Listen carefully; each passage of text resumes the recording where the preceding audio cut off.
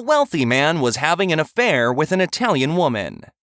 One night, during one of their rendezvous, she confided in him that she was pregnant. Not wanting to ruin his reputation or his marriage, he paid her a large sum of money if she would go to Italy to have the child. If she stayed in Italy, he would also provide child support until the child turned 18. She agreed, though she wondered how he would know when the baby was born. To keep it discreet, he told her to mail him a postcard and write spaghetti on the back. He would then arrange for child support. One day, about 9 months later, he came home to his confused wife. "Honey," she said, "you received a very strange postcard today." "Oh, just give it to me and I'll explain it later," he replied. The wife handed the card over and watched as her husband read the card, then promptly turned white and fainted. Alarmed, she picked up the card on the floor and read aloud, "Spaghetti, spaghetti, spaghetti. 2 with meatballs, 1 without." Little Johnny was sitting in class behind a girl named Sally. The teacher asks the class, "Who created the earth?" Little Johnny pokes Sally in the back with his sharpened pencil, and she jumps and says, "My God!" The teacher says, "Yes, Sally, God did create the earth." Sally sits down.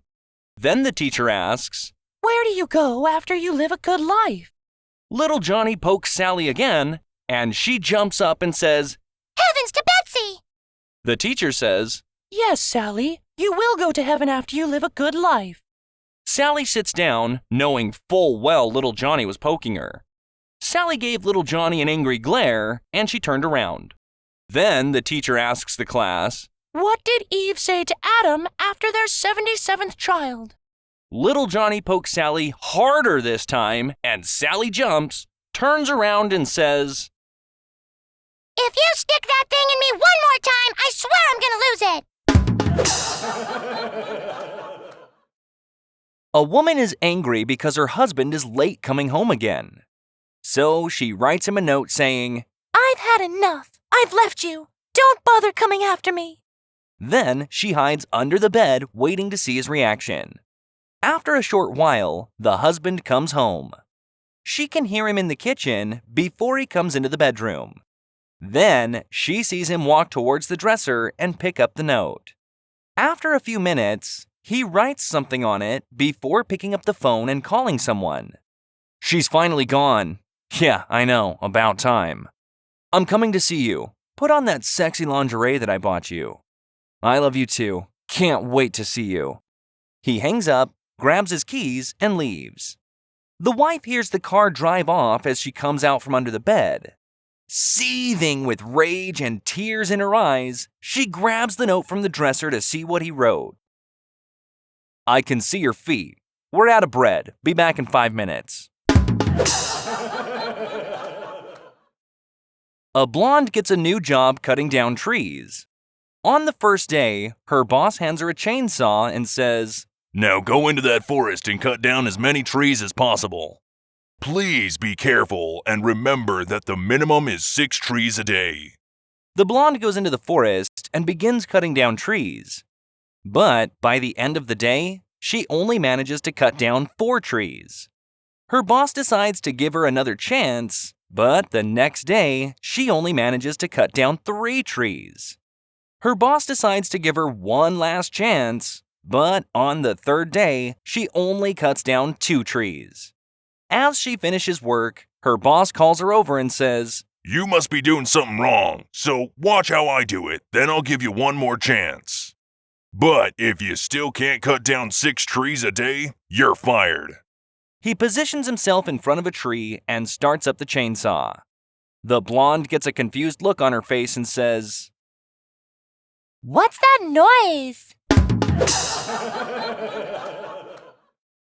A coach at a school for blind children took his soccer team to an away game.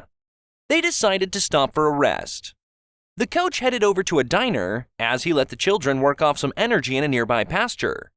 The coach was sitting in the diner, explaining to another patron how it is that blind children can play soccer. We made a special ball with a bell in it, so the children can keep track of where the ball is and what it's doing by listening for it. They're pretty good at it, too. Very clever, remarked the other patron. Just then, they are interrupted as another patron who is looking out the window says, "Hey, are you the guy with those damn kids from the bus?" "Yes," says the teacher, stung by the way his children are being referred to. "What about it? You got something against blind children?" "No," says the guy, still scowling out the window. "But you better get them rounded up quick. They're kicking the hell out of my best milk cow." A man walks into a bar and orders a glass of wine. He takes a sip of it, then tosses the remainder in the bartender's face. Before the bartender can recover from the surprise, the man begins weeping. "I'm really sorry. I keep doing this to bartenders. I can't tell you how embarrassing it is to have a compulsion like this." Far from being angry, the bartender is sympathetic. Before long, he is suggesting that the man get professional help for his problem. "I happen to have the name of a psychoanalyst," the bartender says. "My brother and my wife have both been treated by him, and they say he's as good as they come."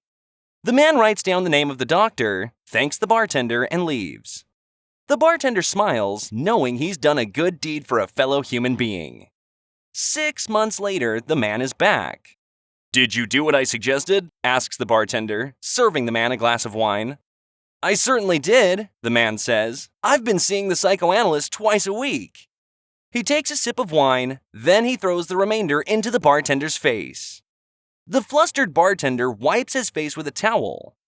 "The doctor doesn't seem to be doing you any good," he sputters.